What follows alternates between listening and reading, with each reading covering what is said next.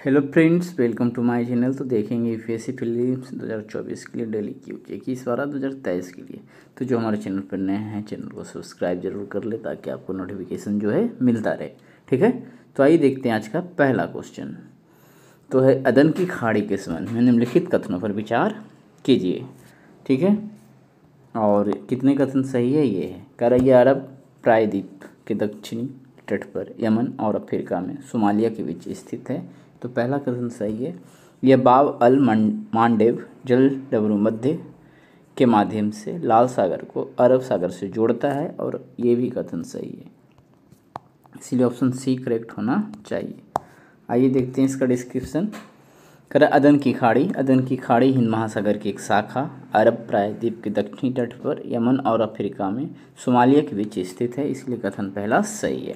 कह रहा है, यह दक्षिण में सोमालिया और सोकोत्रा द्वीप समूह से, उत्तर में यमन से, पूर्व में अरब सागर से तथा पश्चिम में जुबीती से घिरा है। कह रहे, खाड़ी लगभग 900 किलोमीटर लंबी और 500 किलोमीटर चौड़ी फारस की खाड़ी के तेल के परिवहन के लिए एक महत्वपूर्ण जलमार्ग है। कह रहा है, यह खाड़ी बाब अल मंडेव जल डबरू मध्य के माध्यम से लाल सागर को अरब सागर से जोड़ती है, अतः कथन दो सही है। कह रहा, यह यूरोप और सुदूर पूर्व के बीच एक आवश्यक तेल परिवहन मार्ग बनाता है। ठीक है, चलिए आगे देखते हैं। निम्नलिखित कथनों पर विचार कीजिए। ऑपरेशन प्रॉस्पेरिटी गार्जियन संयुक्त राज्य अमेरिका द्वारा शुरू की गई हिंद महासागर में सुरक्षा सुनिश्चित करने के लिए एक बहुराष्ट्रीय सुरक्षा पहल है। सागर हिंद महासागर में भारतीय तथा श्रीलंकाई नौसेनाओं के बीच एक वार्षिक द्विपक्षीय अभ्यास है। तो कितने कथन सही है ये ढूंढना है। तो क्या है, ऑपरेशन प्रॉस्पेरिटी गार्जियन संयुक्त राज्य अमेरिका द्वारा शुरू की गई हिंद महासागर में सुरक्षा सुनिश्चित करने के लिए एक बहुराष्ट्रीय सुरक्षा पहल है। पहला कथन सही है इसीलिए, और दूसरा गलत है। सागर हिंद महासागर में भारतीय तथा श्रीलंकाई नौसेनाओं के बीच एक वार्षिक द्विपक्षीय अभ्यास है। तो सागर भारत का हिंद महासागर में एक योजना है जो भारत के लिए सामरिक दृष्टि से कुछ है। ठीक है, तो आइए देखते हैं इसका डिस्क्रिप्शन। तो कह रहा है, संयुक्त राज्य अमेरिका ने लाल सागर में सुरक्षा सुनिश्चित करने के लिए बहुराष्ट्रीय सुरक्षा पहल ऑपरेशन प्रॉस्पेरिटी गार्जियन शुरू किया था। कथन एक सही है। क्षेत्र में सभी के लिए सुरक्षा और विकास, security and growth for all in the region को वर्ष 2015 में लॉन्च किया गया था। कर यह हिंद महासागर क्षेत्र के लिए भारत की सामरिक दृष्टि है, अतः कथन दूसरा सही नहीं है। कर सागर के माध्यम से भारत अपने पड़ोसी देश के साथ आर्थिक तथा सुरक्षा सहयोग को गहन करना चाहता है एवं उनकी समुद्री सुरक्षा निर्माण में सहायता करना चाहता है। ठीक है, तो देखते हैं आज का अगला क्वेश्चन। तो अगला क्वेश्चन है, भारत में दूरसंचार उद्योग के संबंध में निम्नलिखित कथनों पर विचार कीजिए। अगर भारत का दूरसंचार उद्योग विश्व का चौथा सबसे बड़ा उद्योग है।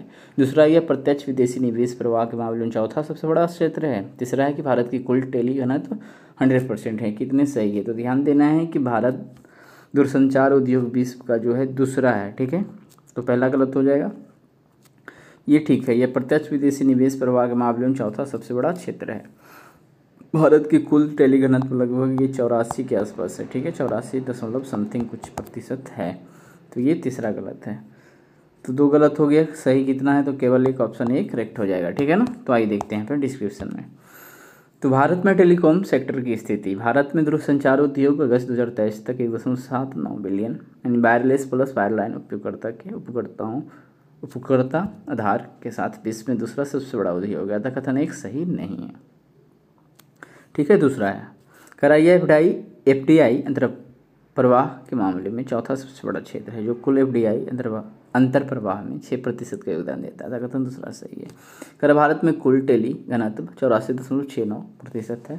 टेली घनत्व प्रति 100 जनसंख्या पर टेलीफोन की संख्या को दर्शाता है तथा दूरसंचार तक पहुंच का एक प्रमुख संकेतक है, कथन तीसरा सही नहीं है। ठीक है, 100% किसी भी देश में संभव नहीं है कि हर हाथ में क्या होगा, मोबाइल होगा। चलिए आइए देखते हैं, ये फिर इधर कह रहा सोशल स्टॉक एक्सचेंज के संबंध में निम्नलिखित कथनों पर विचार कीजिए। सोशल स्टॉक एक्सचेंज लाभांश भुगतान करने वाली कंपनियां हैं जो किसी सामाजिक समस्या के समाधान के लिए बनाई और डिजाइन की गई है। तो ये बात तो ठीक है कि सोशल स्टॉक एक्सचेंज बनाया गया है जो किसी सामाजिक समस्या के समाधान के लिए बनाई और डिजाइन की गई, लेकिन ये लाभांश का भुगतान नहीं करता, इसलिए पहला गलत है।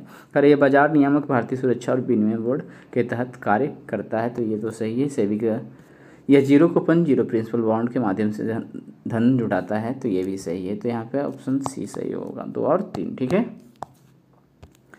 चलिए आगे देखते हैं। Social stock exchange. Social stock exchange केंद्रीय बजट वर्ष 2019-20 में पेश किया गया था, जिसका उद्देश्य सामाजिक उद्यम, स्वैच्छिक तथा कल्याणकारी संगठनों को सूचीबद्ध कर एक मंच प्रदान करना था जिसकी सहायता से वे पूंजी जुटा सकें। कर सामाजिक उद्यम से ऐसे उद्यम से है जिसकी प्रकृति हानि रहित है और यह लाभांश का भुगतान नहीं करता है तथा जिसकी स्थापना सामाजिक मुद्दों को हल करने के उद्देश्य से की गई थी। यथा कथन पहला सही नहीं है। कर यह बाजार नियामक भारतीय प्रतिभूति और विनिमय बोर्ड सेबी के तहत कार्य करता है। कथन दूसरा सही है। कर इस पहल का उद्देश्य उन सामाजिक एवं स्वैच्छिक संगठनों की मदद करना है जो इक्विटी अथवा ऋण अथवा म्यूचुअल फंड की एक इकाई के रूप में पूंजी जुटाने के लिए सामाजिक उद्देश्य से कार्य करते हैं।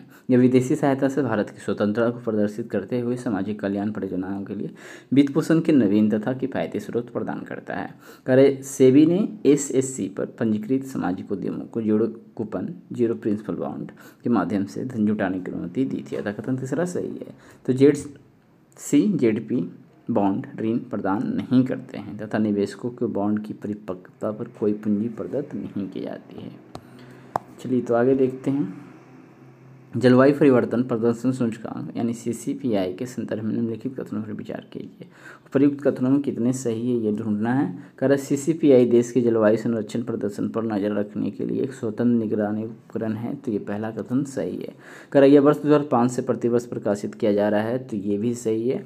इसे जर्मन बाज न्यू क्लाइमेट इंस्टीट्यूट और क्लाइमेट एक्शन नेटवर्क इंटरनेशनल द्वारा प्रकाशित किया गया है, तो ये भी सही है। तो सभी 3 सही, ऑप्शन सी करेक्ट हो जाएगा। ठीक है, तो आइए देखते हैं यहाँ पे। CCPI देश के जलवायु संरक्षण प्रदर्शन पर नजर रखने के लिए एक स्वतंत्र निगरानी उपकरण है। यह राष्ट्रीय और अंतर्राष्ट्रीय जलवायु नीति में पारदर्शिता बढ़ाता है तथा अलग अलग देशों के जलवायु संरक्षण प्रयासों एवं प्रगति की तुलना करने में सक्षम बनाता है। कथन पहला सही है। कर यह वर्ष 2005 से प्रतिवर्ष प्रकाशित किया जा रहा है। कथन 2 सही है।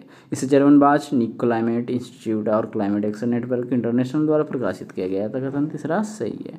ठीक है, आइए देखते हैं आज का अगला क्वेश्चन। तो अगला क्वेश्चन है 5वीं अनुसूची के संबंध में लिखित कथनों पर विचार कीजिए। तो पहला है अनुसूची 5 के अंतर्गत 7 राज्य शामिल है, 10 राज्य शामिल है, 7 नहीं, तो ये गलत है। अनुच्छेद 244 से असम, मेघालय, त्रिपुरा और मिजोरम के अलावा अन्य राज्य में अनुसूचित क्षेत्रों में 5वीं अनुसूची प्रावधानों को लागू करता है, तो ये सही होना चाहिए, ऑप्शन बी करेक्ट है। ठीक है, तो 5वीं अनुसूची 10 राज्यों में निर्धारित है। कौन कौन सा है? आंध्र प्रदेश है, तेलंगाना है, ओडिशा है, झारखंड है, छत्तीसगढ़ है, मध्य प्रदेश है, राजस्थान है, गुजरात है, महाराष्ट्र है और हिमाचल प्रदेश आता है। ठीक है, इसलिए पहला कथन सही नहीं है। अनुच्छेद 244 से असम, मेघालय, त्रिपुरा और मिजोरम के अलावा अन्य राज्यों में अनुसूचित क्षेत्रों में 5वीं अनुसूची प्रावधानों को लागू करता है, तो कथन दूसरा सही है।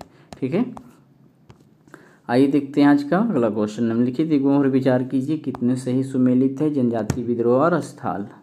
तो तमार विद्रोह कहाँ हुआ था? छोटा नागपुर क्षेत्र में, पहला सही है। भील विद्रोह महाराष्ट्र या गुजरात में हुआ था, ये भी सही है।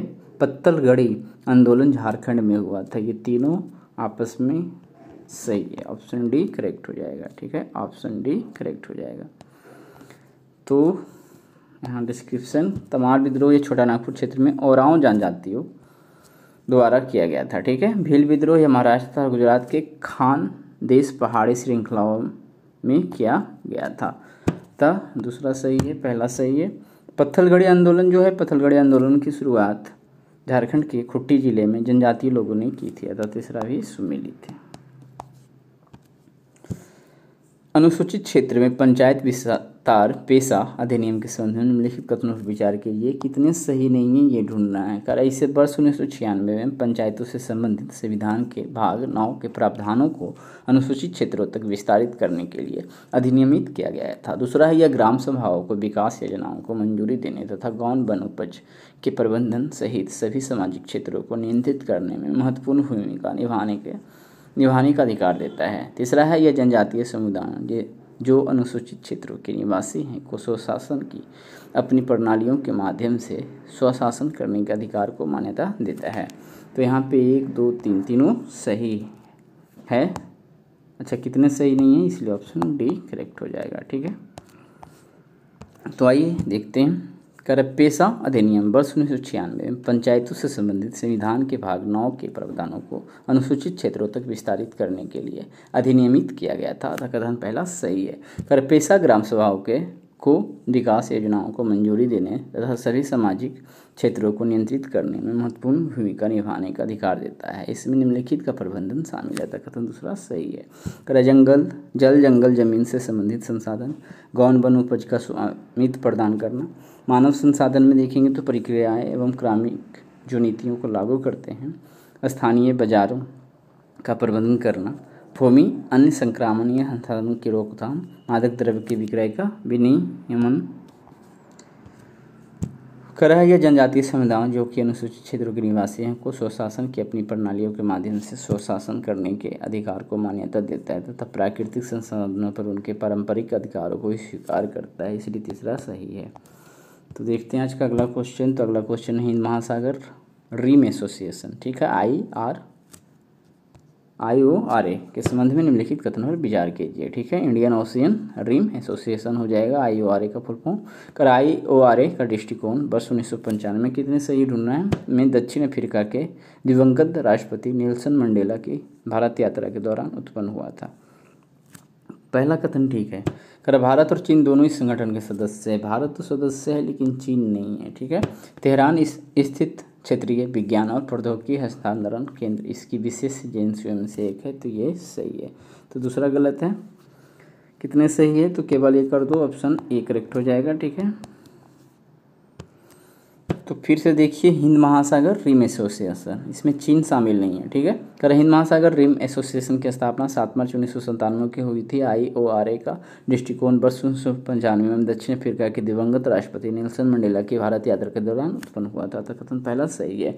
वर्तमान में इसके 23 राष्ट्र सदस्य है, जो यहाँ पे देख सकते हैं। Australia, Bangladesh, Comoros, France, union, Bharat, Indonesia, Iran, Kenya, Madagascar, Malaysia, Maldives, Mauritius, Mozambique, Oman, Seychelles, Singapore, Somalia, दक्षिण अफ्रीका, श्रीलंका, तंजानिया, थाईलैंड, संयुक्त अरब अमीरात और यमन है, इसलिए चीन सदस्य नहीं है। कथन 2 सही नहीं है।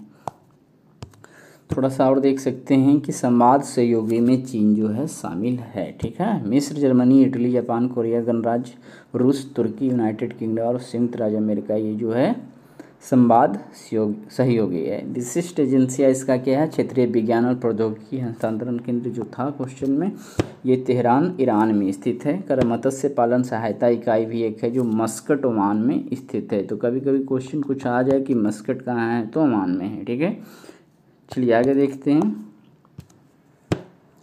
नियंत्रक एवं महालेखा परीक्षक के संबंध में निम्नलिखित कथनों पर विचार कीजिए। अगर संविधान का अनुच्छेद 148 नियंत्रक एवं महालेखा परीक्षक को सर्वोच्च न्यायालय के न्यायाधीश के तुल्य कानूनी दर्जा प्रदान करता है, तो ये तो पहला कथन सही लग रहा है। कैग खर्च का वहन भारत के लोक लेखा के अंतर्गत किया जाता है। ठीक है, तो लोक लेखा के अंतर्गत नहीं, समेकित निधि के अंतर्गत किया जाता है कैग का खर्च। कर संसद कैग द्वारा आयोजित ऑडिट रिपोर्ट के माध्यम से वित्तीय प्रशासन के कार्यपालिका की जवाबदेही सुनिश्चित करता है। तो ये तीसरा कथन सही होना चाहिए। 1 और 3, तो ऑप्शन बी करेक्ट हो जाएगा। ठीक है, तो नियंत्रक एवं महालेखा परीक्षक, कर संविधान का अनुच्छेद 148 नियंत्रक एवं महालेखा परीक्षक को सर्वोच्च न्यायालय के न्यायाधीश के तुल्य कानूनी दर्जा प्रदान करता था। कथन पहला सही है। CAG की स्वतंत्रता को बनाए रखने के लिए कैग के खर्च का वहन भारत की समेकित निधि के तहत किया जाता था। कथन दूसरा सही नहीं है। ठीक है, कराय संसद कैग द्वारा आयोजित ऑडिट रिपोर्ट के माध्यम से वित्तीय प्रशासन में कार्यपालिका की जवाबदेही सुनिश्चित कर दिया था। कथन तीसरा सही है। तो इस प्रकार से आज हमने देख लिया 10 क्वेश्चन। मिलेंगे कल फिर 10 क्वेश्चन के साथ। तब तक हमारे चैनल पर बने रहे, वीडियो देखते रहें। वीडियो अच्छा लग रहा हो तो शेयर ज़रूर करें, ठीक है। और चैनल को सब्सक्राइब कर ले ताकि आपको नोटिफिकेशन मिलता रहे।